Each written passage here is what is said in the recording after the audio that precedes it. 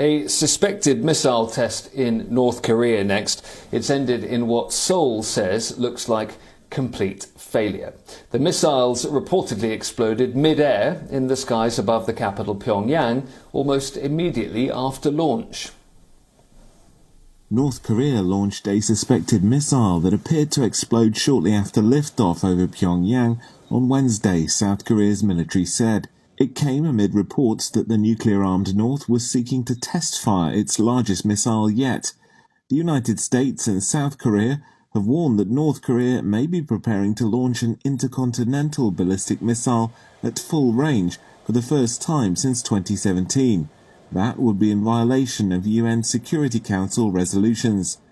Shin Sung-ki, a research fellow at the Korea Institute for Defense Analyses in Seoul, said North Korea appeared to be reactivating its nuclear and missile power facilities.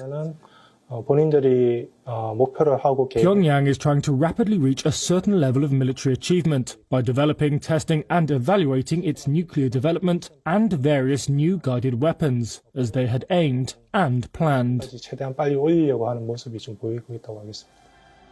The latest projectile was fired from the international airport in Sunan, outside Pyongyang, South Korea's Joint Chiefs of Staff said in a statement, adding that it's presumed it failed immediately after launch.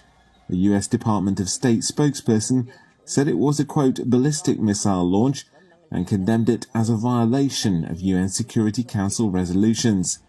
North Korea has not tested an ICBM or nuclear bomb since 2017, but has said it could resume such testing because denuclearization talks with the United States are stalled.